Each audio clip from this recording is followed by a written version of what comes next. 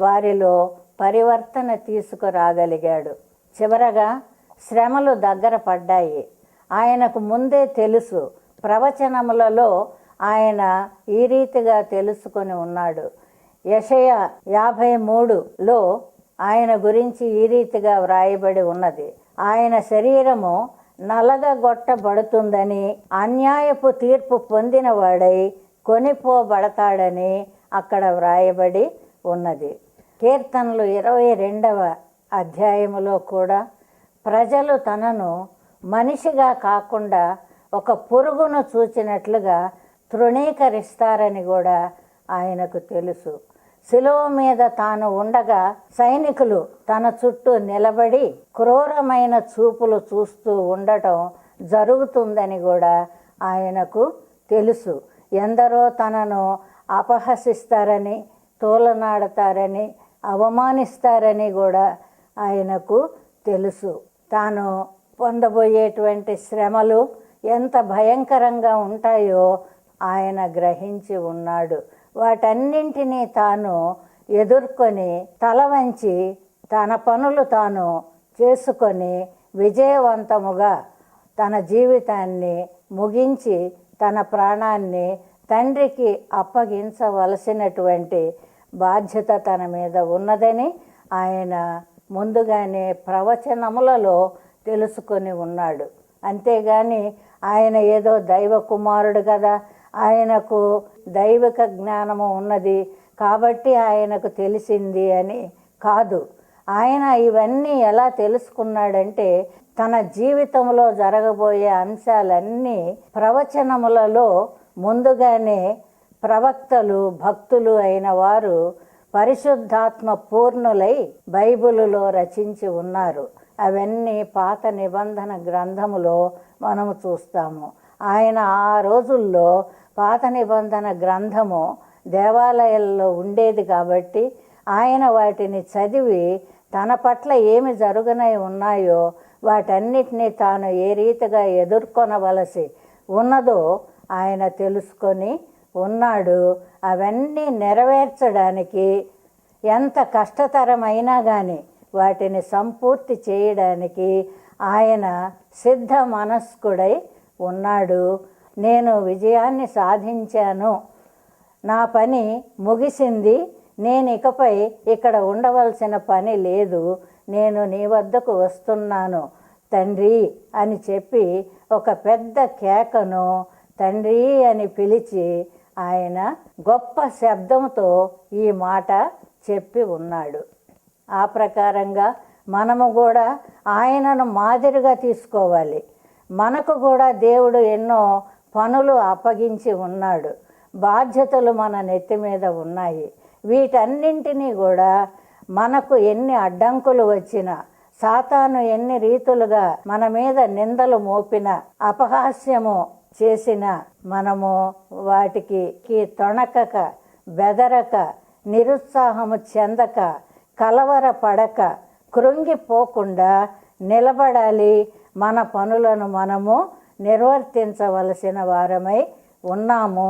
చివరగా మన మరణ గడియ సమయమందు మనము కూడా ప్రభువు చెప్పినట్లుగానే తండ్రి నేను నీ వద్దకు వచ్చుచున్నాను అని చెప్పగలిగి ఉండాలి. తాను ఎదుర్కొనబోయే భయంకరమైన శ్రమల గురించి ఆయన భయాందోళనలు చెంది ఉన్నాడు. ఎంతో ఒత్తిడికి గురై ఉన్నాడు. ఆ ఒత్తిడిని తట్టుకోవడం కోసం ప్రభువైన దేవుడిని ఆయన బలము అడిగి ఉన్నాడు. తాను గెత్సెమనే తోటలో చేసిన ప్రార్థనలో తాను ఎంతగా ఆందోళన చెంది ఉన్నాడో, ఎంతగా టెన్షన్ పడి ఉన్నాడో మనకు ఏ రీతిగా తెలుస్తుందంటే ఆ ప్రార్థనా సమయములో ఆయన చెమట గొప్ప రక్త బిందువుల వలె నేల మీద పడ్డాయి అని వ్రాయబడి ఉన్నది. ఆయన చెందుతున్న ఆ భయాందోళనలను చూచి తండ్రి అయిన దేవుడు ఒక దూతను ఆయన వద్దకు పంపించాడు. ఆ దూత ఆయనకు ప్రత్యక్షమై ఆయనను బలపరచినట్లు కూడా బైబిల్లో వ్రాయబడి ఉన్నది. ఇంకా శ్రమలు ప్రారంభము కాకముందే ఆయన చెందబోతున్నటువంటి కలతను గుర్తించి రూపాంతరపు కొండ మీద మోషే, ఏలియా అనబడేటువంటి పాత నిబంధన కాలపు భక్తులు ఆయనకు ప్రత్యక్షమై ఆయనకు ధైర్యము చెప్పినట్లుగా కూడా మనం బైబిల్లో చూస్తూ ఉన్నాము. చివరగా మరణ సమయము దగ్గర పడనే పడింది. అప్పుడు ఆయన, తండ్రి, నీ చేతికి నా ఆత్మను అప్పగించుకొనుచున్నాను అని అన్నాడు. ఆయన ప్రతి దినము ప్రార్థనతో ఆ దినాన్ని మొదలుపెట్టేవాడు. సాయంకాలము ప్రార్థనతో ఆ దినాన్ని ముగించేవాడు. అలాగననే ఏ పని చేయ తలపెట్టినా ప్రార్థనతో ప్రారంభించేవాడు, ప్రార్థనతోనే ముగించేవాడు. ఆ రీతిగా ఈ శిలువ మీద ఎక్కిన తర్వాత ఆయన పలికినటువంటి మొట్టమొదటి మాట ప్రార్థనయే. తండ్రి, వీరేమి చేయుచున్నారో వీరెరుగరు కాబట్టి వీరిని క్షమించు అని ఒక్క మాట పలికాడు. అది ప్రార్థన. ఆ తర్వాత చిట్ట చివరి మాట, ఈ 7వ మాట, ఇది కూడా ప్రార్థనయే. కాబట్టి శిలువ మీద మొదటి మాట, చివరి మాట, ఈ 2 ప్రార్థనలే. ఇప్పుడు మనము ఈ ప్రార్థనలు అనేవి సుదీర్ఘంగా చేయాలి, అప్పుడే దేవుడు వింటాడు, మన మొరలను ఆలకిస్తాడు, మనకు ప్రతిఫలం ఇస్తాడు అని చాలామంది అపోహపడుతూ ఉంటారు. కానీ అది నిజం కాదు. ఒక్క పదముతో కూడా మనము ప్రార్థన చేయవచ్చు. మనము ఏమి పలికినా ఆ మాటలను ప్రభువు ఆలకిస్తాడు, మనకు అవసరాలు తప్పకుండా తీర్చుతాడు అని మనము గ్రహించాలి. ఉదాహరణకు మత్తయి 20:30లో ఒకచోట 2 గ్రుడ్డివారు యేసు ప్రభు ఆ దారిన పోతూ ఉంటే అంటారు కదా, ప్రభువా మమ్మను కరుణించు అని కేక పెట్టారు. ఆ ఒక్క మాటే వారు పలికినటువంటి ప్రార్థన. వెంటనే అటు పోతూ ఉన్న ప్రభువు ఆ మాటకు కట్టుబడి ఆలకించాడు, ఆగిపోయాడు, వారికి కంటికి చూపు అనుగ్రహించాడు. అలాగే పేతురు విషయంలో మత్తయి సువార్త 14:30లో మనం చూసినట్లయితే పేతురు సముద్రములో మునిగిపోతూ ఒక్క కేక పెట్టాడు, ప్రభువా నన్ను రక్షించు అని కేక వేశాడు. అంతే, ప్రభువు చేతిని అందించి పైకి లేపి అతడిని రక్షించాడు. మాకు ప్రార్థన చేయడం రాదు, ఎక్కువసేపు చెయ్యలేము అని కొందరు భయపడుతూ ఉంటారు. దీర్ఘ ప్రార్థనలు అవసరం లేదు. ఒక్క ముక్క నీవు ప్రభువా నన్ను కనికరించు, నన్ను కరుణించు, నన్ను దయతో చూడు అని అడిగితే చాలు, ఆయన కనికరమును నీ మీద కృమ్మరింపజేస్తాడు. ఈ మాటను బట్టి మనము తెలుసుకోవలసింది ఏమిటంటే, మనము కూడా ఈ లోకములో ఒక పనిని ప్రారంభించే ముందు మొదట ప్రార్థనతో ప్రారంభించాలి. ఆ పని ముగిసిన తరువాత మరలా ప్రార్థన చేసి ఆయనకు కృతజ్ఞతలు చెప్పవలసిన వారమై ఉన్నాము.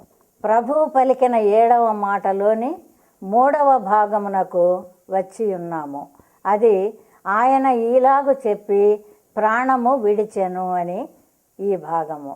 ఈ మాటను వివరించుకొనుటలో మీకు ఒక లేఖన భాగమును తెలియజేస్తున్నాను. అది యోహాను సువార్త 10వ అధ్యాయము 18వ వచనము. ఎవడును నా ప్రాణమును తీసుకొనడు, నా అంతట నేనే దానిని పెట్టుచున్నాను, దానిని పెట్టుటకు నాకు అధికారము కలదు, దానిని తిరిగి తీసుకొనుటకు నాకు అధికారము కలదు, నా తండ్రి వలన ఈ ఆజ్ఞను పొంది తిని అని అన్నాడు యేసు ప్రభు. ఆయన ప్రాణాన్ని ఏ మానవుడు తీయలేడు. ఆయన తనకై తానే తన ప్రాణాన్ని ఇస్తున్నాడు మన కోసము, మన రక్షణ నిమిత్తము. తిరిగి తనకు ప్రాణాన్ని తనకు తాను తీసుకునే అధికారమును కూడా ఆయన పొంది ఉన్నాడు. కాబట్టి ఈ 7వ మాట ముగించిన తరువాత ఆయన తన ప్రాణాన్ని తండ్రి చేతిలో పెట్టి తల వాల్చి వేశాడు, అంటే చనిపోయాడనమాట. ఈ రీతిగా ఈ శిలువ మీద తన ప్రాణాన్ని తానే తండ్రికి అప్పగించాడు.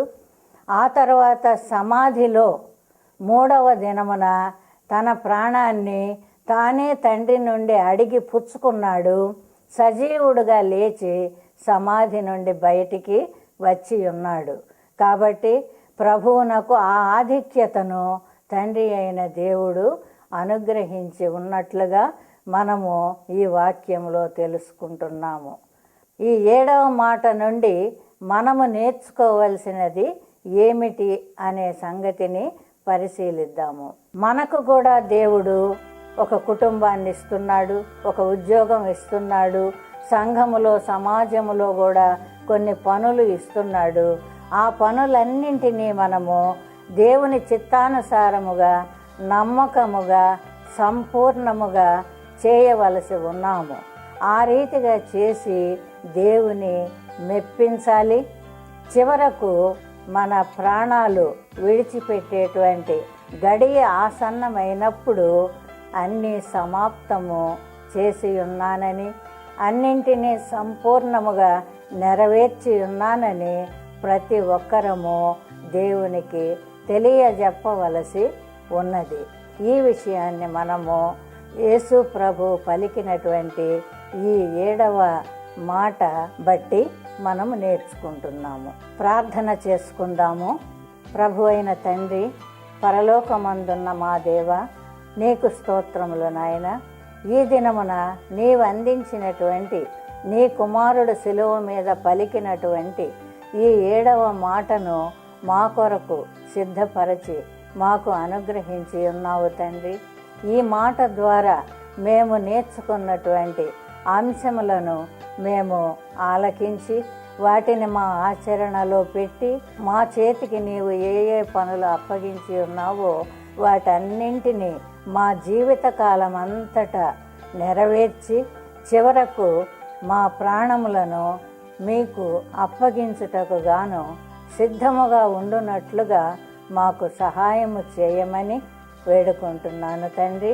టీవీ చూస్తున్న బిడ్డలందరినీ కూడా తండ్రి, వారి యొక్క సమస్యలలోనూ వారి యొక్క బాధలలోనూ నీవు తోడుగా ఉండి ఆ సమస్యలను పరిష్కరించమని, వారి బాధలను తొలగించమని, ప్రతి ఒక్కరికి సమాధానము, సంతోషము అనుగ్రహించమని, దీవించమని ప్రభు అయిన యేసు నామమున వేడుకుంటున్నాను తండ్రి.